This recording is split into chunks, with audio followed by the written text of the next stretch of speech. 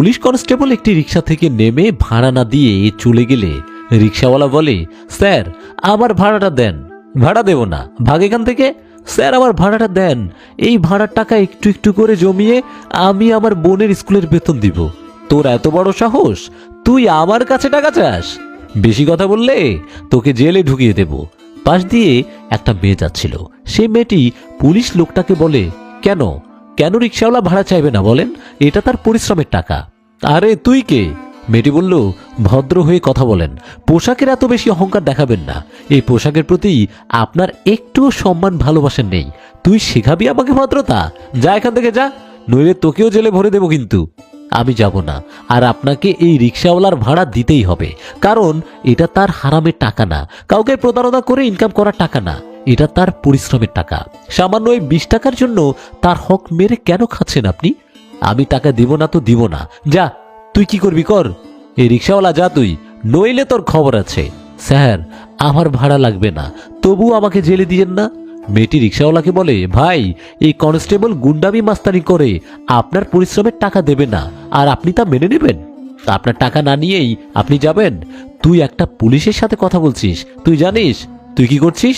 আপনি টাকাটা ভালো মতো দিয়ে দেন, নইলে আপনার চাকরি কিভাবে থাকে সেটা আমি দেখব।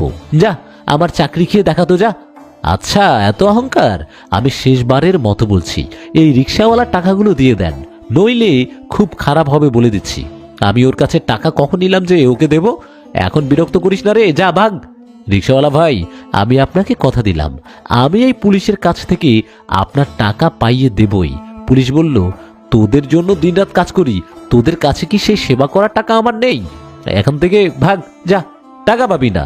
রিক্সাওয়ালা বলল, আমি পুলিশের চক্করে পড়তে চাই না, আমি যাই। মেয়েটি বলল, দাঁড়ান ভাই, পুলিশ ভাই আপনি কি টাকা দেবেন? না আমি ভিডিও করব। এ কথা বলেই মেয়েটি ভিডিও করা শুরু করে। তুই আরো ভিডিও কর, আমি পোস্ট দিচ্ছি, যা করার কর, আমি টাকা দেব না। আমি আপনার চাকরি খেয়ে ছাড়বো। এই দেখেন আমার আইডি, আমি একজন ইন্সপেক্টর। কনস্টেবল দেখে অবাক হয়, আর সাথে সাথে মাথা নিচু করে। একটু আগে তো খুব বড় বড় কথা বলছিলেন, খুব অহংকার দেখাচ্ছিলেন, এখন কি হাওয়া হয়ে উড়ে গেল?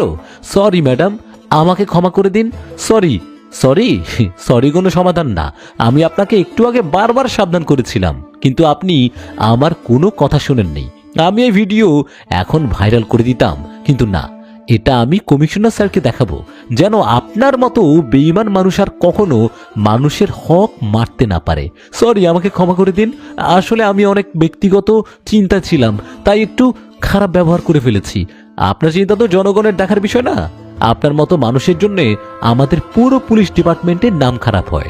সরি ম্যাডাম, আমাকে ক্ষমা করে দেন, ভুল তো আপনি করেছেন। আর তাই এই ভিডিও আমি কমিশনার স্যারকেই দেখাবো। পুলিশকে জনগণের রক্ষক করা হয়, ভক্ষক না। আপনাদের মতো মানুষ থাকলে ডিপার্টমেন্টের নাম খারাপ হয়ে যাবে। তাই ক্ষমতার অপব্যবহার না করে, নিজের পজিশন নিয়ে খুব বেশি গর্ব না করে, নিজের ভুলগুলো সংশোধন করার চেষ্টা করা উচিত। আমাদের দেশের বেশিরভাগ পুলিশ সত্যিকারের দেশপ্রেমিক, যারা নিঃস্বার্থভাবে দেশের জন্য সেবা দিয়ে যাচ্ছে। কিন্তু অল্প কিছু সংখ্যক খারাপ পুলিশও আছে, যারা সাধারণ মানুষের কাছে তাদের ক্ষমতার অপব্যবহার করে।